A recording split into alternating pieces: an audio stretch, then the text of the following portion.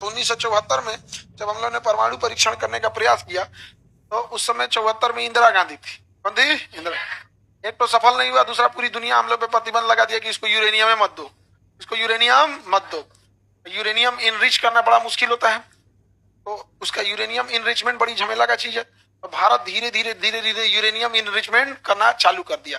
अब परमाणु बम बनाया कैसे जाए, तो इसके लिए एपीजे अब्दुल कलाम को अटल बिहारी वाजपेयी ने सारी जिम्मेदारी दिया, कहा कि आप परमाणु बम बनाइए।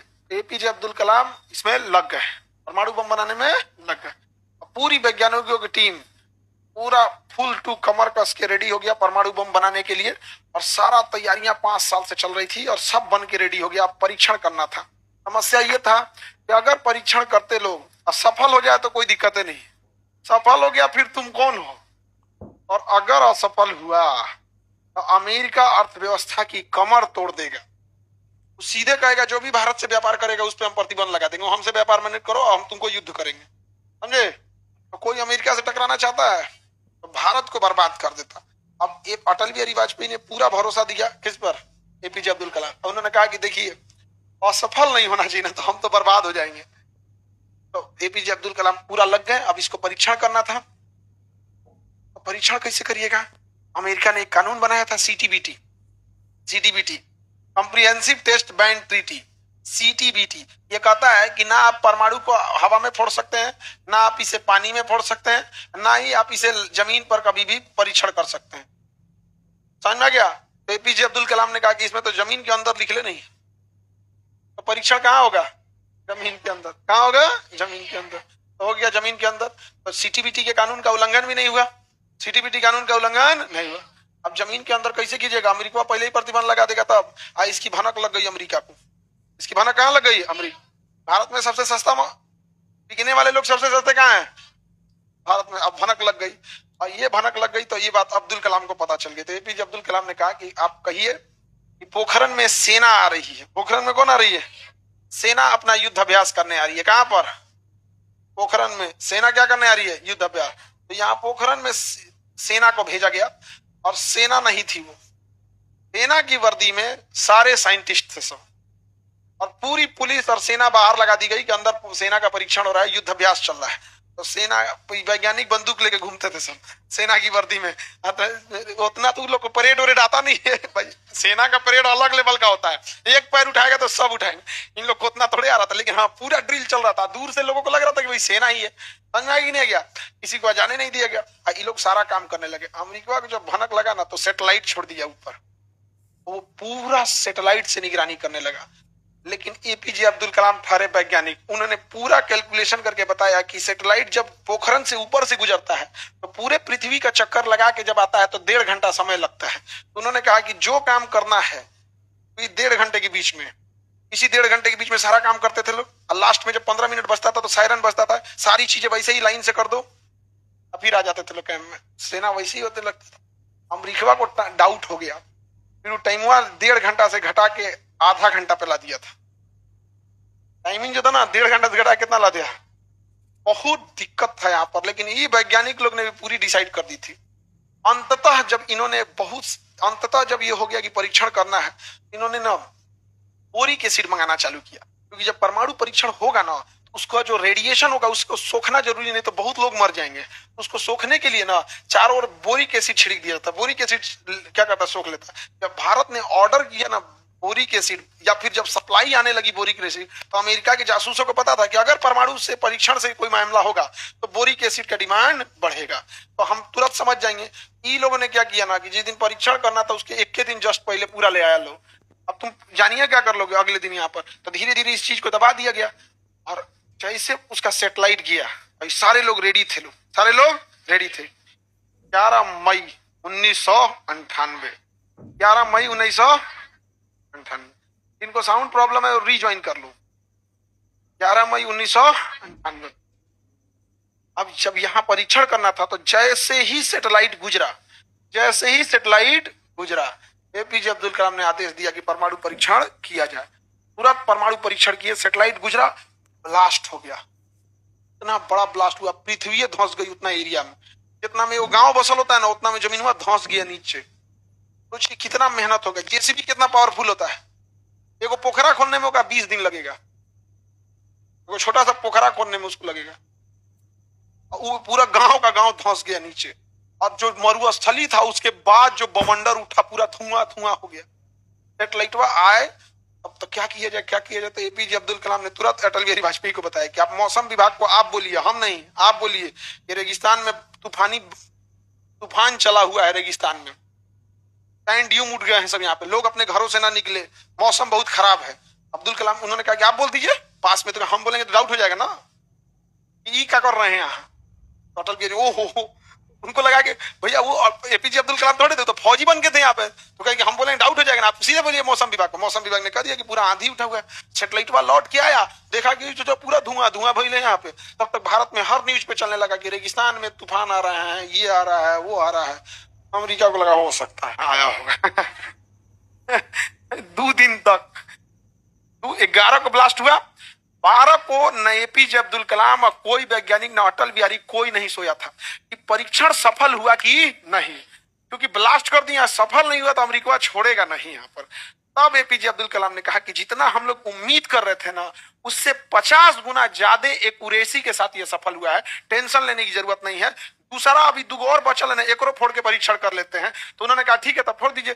13 तारीख को, कितने तारीख को, 13, एगो 11 को हुआ, एगो 13 को। तो एपीजे अब्दुल कलाम ने कहा सैटेलाइट आए अच्छा भाड़ में जाए, सफल हो गया है अपना पहला मॉडल, उसका मॉडल रेडी है, सारा भेज दिया गया कि अगर बाई दी ब्लास्ट हो या कुछ भी, इसका मॉडल कहाँ कहाँ पहुंचाना है सीक्रेट जगह पे कि दोबारा बनाया जाएगा। और 13 मई को खुलेआम फोड़ दिया गया। लेकिन मेन डर कौन था यार, अगर सफल नहीं होता तो यहाँ पे एकदम सीक्रेट रखा गया, किसी को नहीं। अटल बिहारी वाजपेयी और एपीजे अब्दुल कलाम, तो एपीजे अब्दुल कलाम ने कहा था कि देखिए हम तो कोई राजनेता नहीं है, ना ही हमको कोई देश में राजनीति करनी है, आपकी जवाबदेही बनेगी। तो जो हम काम कर रहे हैं ये टॉप सीक्रेट रहना चाहिए, आप ये किसी को बताइएगा नहीं। अब्दुल कलाम ने किसे बोला था? अटल बिहारी वाजपेयी ने कहा कि आप निश्चिंत रहिए, ये बात हमारे और आपके बीच ही रहेगी, क्योंकि हम दोनों ही कुंवारे हैं। परमाणु परीक्षण हो गया, 13 तारीख को अमेरिका देख लिया। 13 तारीख को अमेरिका ने कहा कि 13 तारीख को भारत ने जो कृत्य किया है हम उसकी निंदा करते हैं, अमेरिका इसका जवाब देगा। तो भारत ने कहा कि वो 11 तारीख को था, वो आपको भावा नहीं लगा है 11 तारीख वाला, कि 13 तारीख को सेकंड चरण में था। घनघोर बेइज्जती हुआ अमेरिका का कि चचुरा तुम अपना CIA लगाया था, नासा लगाया था, सेटेलाइट लगाया था, जासूस लगाया था, सब लगाया था, तुम्हारे नाक के नीचे से हुए एपीजे अब्दुल कलाम, अटल बिहारी वाजपेयी जैसे बूढ़े 2 लोगों की जोड़ी ने पूरा परमाणु परीक्षण कर दिया। तो दोनों लोग एकदम देश के लिए सब कुछ समर्पित करके चले गए। अब अमेरिका ने एपीजे अब्दुल कलाम पे प्रतिबंध लगा दिया। एपीजे अब्दुल कलाम भाड़ में जैसे तरफ प्रतिबंध, हमको अपने देश से मतलब है, देश के लिए कर दिया। अब्दुल कलाम चले गए अपना तमिलनाडु पढ़ाने लगे, अपने पठन पाठन में लग गए। अब अमेरिका अटल बिहारी वाजपेयी को धमकी देने लगा कि भारत को कभी भी अमेरिका मान्यता नहीं देगा, भारत को कभी भी अमेरिका यह बात नहीं स्वीकार करेगा कि भारत के पास परमाणु बम है, हम इसकी मान्यता नहीं देंगे। अटल बिहारी वाजपेयी बड़ा कड़क मिजाज के थे और बड़ा सभ्य राजनीति करते थे। वो विपक्ष को विपक्ष समझते थे, आज विपक्ष को दुश्मन समझा जाता है। राजनीति का स्तर बदल गया है यहाँ, समझा गया कि नहीं गया? उन्होंने कहा था कि जो चीज हमारे पास है उसके लिए हमें किसी के प्रमाण की आवश्यकता नहीं है, और अगर किसी को लगता है कि हमारे पास परमाणु बम नहीं है तो आ लेना, फरिया लेने से जाता नहीं था। हम लोग ने परमाणु परीक्षण कर दिया और तुरी का 10-15 अगले महीने पाकिस्तानों परीक्षण कर लिया। उहो चोरवा डरे नहीं फोड़ रहा था कि अमेरिका बर्बाद कर देगा। भारत फोड़ा ना तो उसको हिम्मत आया, अब भारत पे प्रतिबंध लगा, अब भारत को देखा देखी वो फोड़ दिया।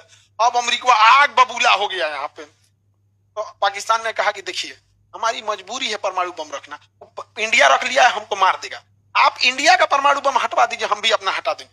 वो तो सारा खेल हम लोग पे खेल के चल गया। तो अमेरिका परेशान, अमेरिका ने भारत पे प्रतिबंध लगा दिया और पाकिस्तान पे भी प्रतिबंध लगा दिया। दोनों की अर्थव्यवस्था तबाह हो गई। लेकिन हमारी अर्थव्यवस्था को विदेशों में काम कर रहे मजदूरों ने बचा लिया।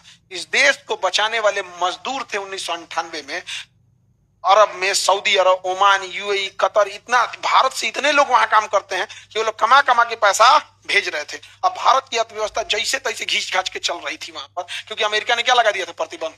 लेकिन पाकिस्तान के लोग में तो पैसा नहीं आ रहा था। एगो तो इसकी इकोनॉमी अपने चौपट, उस पे से इसके देश में रहने वाले बदतमीज, नहीं समझ में गया? इतने बदतमीज हैं सब, लड़कियों को ग्रेजुएशन तक पढ़ने नहीं देता है सब, क्योंकि इसको वहां पढ़ रहे बच्चों पे भरोसा ही नहीं है। भाई आप किससे डर रहे हो? आप अगर स्कूल में जाने से, अपनी बच्चियों को भेजने से डर रहे हो, इसका मतलब स्कूल में जो बच्चे हैं या जो टीचर हैं, आप उन्हीं से डर रहे हो। अदरवाइज में क्या, यहाँ तुम लड़की लोग को अपने से बताओ, यहाँ तुम लोग को कोई दिक्कत हुआ तो अपने घर से ज्यादा यहाँ सुरक्षित हो। ये लोग कुछ बोल दे, इनको मार के इन लोग का धज्जी उड़ा दे, परमाणु परीक्षण कर दे इन लोग को खोपड़िया पे। कोई दिक्कत हुआ ऐसा, लेकिन वहां पढ़ने नहीं दिया, जो एकदम हद तक बकलोल, उसकी अर्थव्यवस्था डूब गई। पाकिस्तान कंगाल हो गया तो अमेरिका से रिक्वेस्ट करने लगा कि भाई हमारे पे प्रतिबंध हटा दीजिए। अब भारत टुकुर टुकुर देख रहा था, अगर इस पे से हटा तो हम भी हटवाएंगे, कहेंगे तो हमरो हटाओ। भारत टुकुर टुकुर देख रहा था, तो पाकिस्तान ने कहा हटा दो, अमेरिका का नहीं हटाएंगे। तो पाकिस्तान ने कहा कि देख भाई, हम हैं बर्बाद, अगर तुम नहीं हटाया हम गूगल पे अपलोड कर देंगे, इसको फेसबुक उसबुक पे डाल देंगे। हम वहां पे इंटरनेट, गूगल आ चुका था उस समय, इंटरनेट पे डाल देंगे परमाणु बम कैसे बनता है, पूरा फॉर्मूले डाल देंगे इंटरनेट पे, अखबार में छपवा देंगे चारों ओर। यहाँ पे हटाओ प्रतिबंध, नहीं तो हमारे यहाँ से, फिर तुम समझ जाना हर घर में परमाणु बम बनेगा। अमेरिका माथा पीटा का चोटा कहीं कहीं, कितना खचड़ा आदमी है रे। तो अमेरिका ने प्रतिबंध हटाया, किस पे से, पाकिस्तान। तो भारत ने कहा था हमरो तो वही गलती था।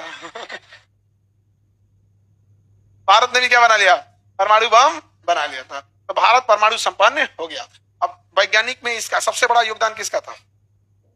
एपीजे अब्दुल कलाम अपना तमिलनाडु में जाके पढ़ा रहे थे, उनको पढ़ाना बहुत पसंद था। तो अटल बिहारी वाजपेयी जब 2002 के आसपास, जब अपना 3 में जब इलेक्शन का टाइम आया 2003 में, तो इलेक्शन का टाइम जब आया तो उन्होंने फोन किए एपीजे अब्दुल कलाम को राष्ट्रपति बनाने के लिए।